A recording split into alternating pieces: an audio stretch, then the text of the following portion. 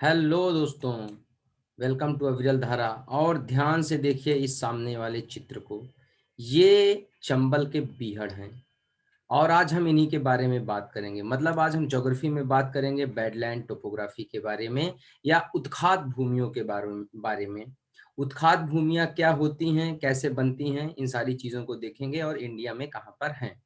Okay, तो सबसे पहले आप यहाँ पर देख सकते हैं कि इसकी डेफिनेशन लिखी हुई है कि ऐसी ग्राउंड सरफेस जो कि बहुत ही ऊबड़ खाबड़ हो, नालीदार हो, so uneven and corrugated, which is characterized by numerous gullies and ravines that becomes entirely difficult to work on it and it is agriculturally unproductive।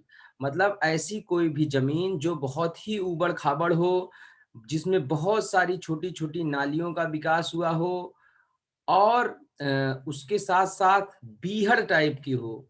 बीहड़ type का मतलब ये है कि वो चलने के लिए, रहने के लिए एकदम अनुपयुक्त हो और उसके साथ साथ एग्रीकल्चर करने के लिए भी, कृषि करने के लिए भी अनुपयुक्त हो। तो ऐसी भूमि जो पूरी तरीके से अनुपयुक्त भूमि होती है, उसको बैडलैंड टोपोग्राफी या उत्खात भूमि कहा जाता है। एकदम सिंपल भाषा में मैं कहूँ तो कोई भी ऐसा क्षेत्र जो कि बहुत ही ऊबड़-खाबड़ हो और ऊबड़-खाबड़ होने के साथ शुष्क क्षेत्र हो और वहाँ पर कभी-कभी बारिश होती हो और कभी-कभी बारिश होने के कारण और सूखी ज़मीन होने के कारण से उसमें बहुत सारी छोटी-छोटी या बड़ी, बीच-बीच में बड़ी-बड़ी नालियों का विकास हो, जिसके कारण से वह कृषि कार्य के लिए या किसी भी अन्य कार्य के लिए अनुपयुक्त हो, उस तरह की भूमि को बैडलैंड टोपोग्राफी या उत्खात भूमि कहा जाता है। जैसे कि अब आप इस चित्र में एकदम आराम से देख करके समझ सकते हैं कि यह चंबल की एक जगह है, चंबल के बीहड़ हैं, आप ऐसा समझिए। जमीन को आप देखिए तो जमीन, सबसे पहली चीज आपको रॉक फॉर्मेशंस लगेंगे। ये अवसादी चट्टानें हैं जिनसे ये जमीन बनी हुई है, अवसादी चट्टानों से मिल करके बनी हुई है, फैले हुए हैं और इनके ऊपर आप देख सकते हैं ऐसे छोटे-छोटे रिल्स डेवलप हुए हैं।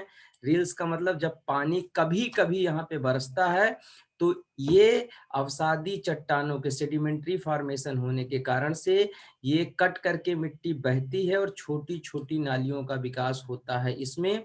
और उसके बाद ही छोटी-छोटी नालियाँ जा करके कहीं पर एक बड़ी-सी नाली बना लेती हैं। जैसे कि आप यहाँ पर देख सकते हैं, थोड़ा-सा नीचे है तो छोटी-छोटी नालियाँ मिल कर के बड़ी नाली बनती है। ये भी एक नाली ही है और ये बह करके फिर पानी कहीं और जाता है।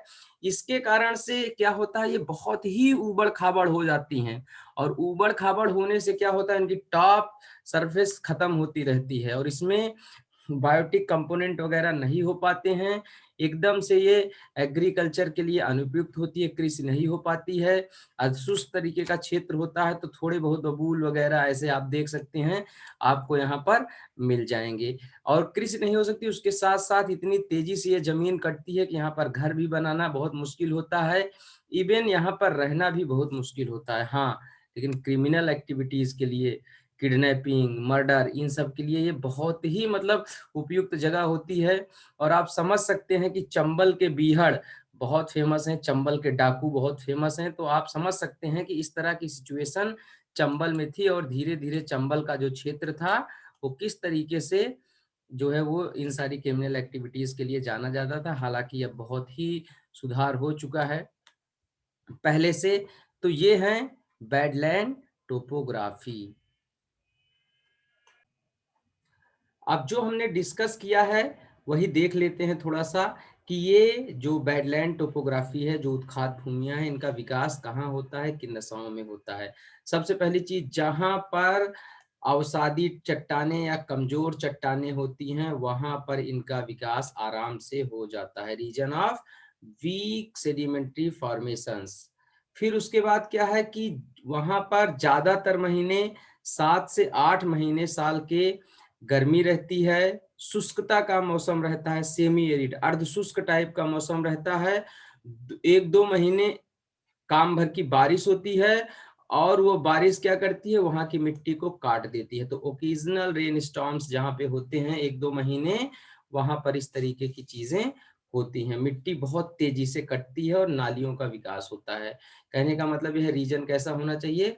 सेमी एरिड, अर्धशुष्क तरीके की दशाएं होनी चाहिए, अर्धशुष्क क्षेत्र होना चाहिए, तो इनका विकास होता है।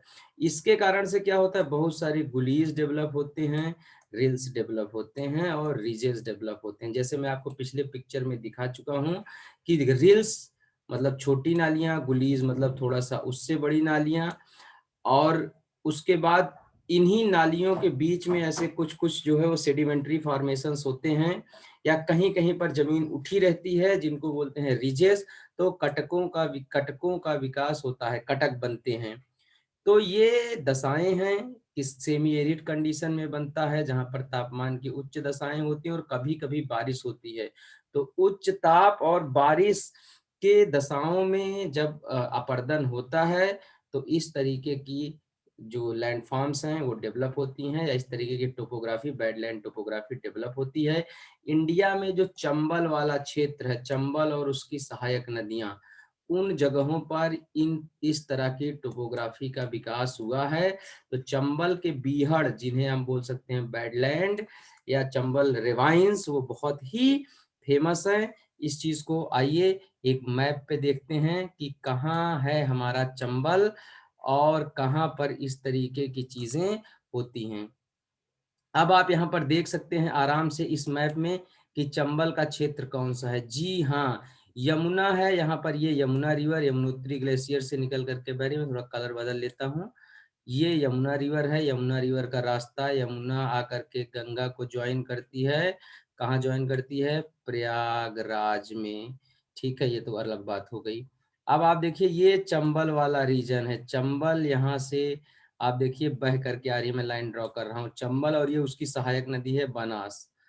तो ये जो चंबल और बनास वाला रीजन है, ये वाला रीजन है, ये रीजन इस चीज के लिए बहुत फेमस है। इस तरह तरह की भू आकृतियां जो है वो यहाँ पर दिखती हैं चंबल और बनास वाले रीजन में, जिन्हें बैडलैंड टोपोग्राफी कहा जाता है। तो चंबल के बीहड़ बहुत ही ज्यादा फेमस हैं, जिनके लिए गवर्नमेंट प्लानिंग कर रही है। तो याद रखिएगा, आप आपसे कोई भी पूछे कि बैडलैंड क्या होते हैं, तो आप एकदम आराम से सिंपली बता सकते हैं कि the ground surface so uneven and corrugated due to numerous gullies and ravines that become entirely difficult to walk on it, and it is agriculturally very unproductive. कृषि के लिए, रहने के लिए एकदम मतलब अनुपयुक्त होती है, और बहुत सारे नालियों का विकास हो जाता है जब कभी कभी बारिश होती है, क्योंकि चट्टानें अवसादी टाइप की होती हैं। तो अब आप इसका आंसर लिखिएगा और फिर अगले वीडियो में कुछ ऐसी ही चीजों को डिस्कस करेंगे। आज के लिए फिलहाल इतना ही। Thank you very much for being with Aviral Dhara. Please don't forget to share and subscribe.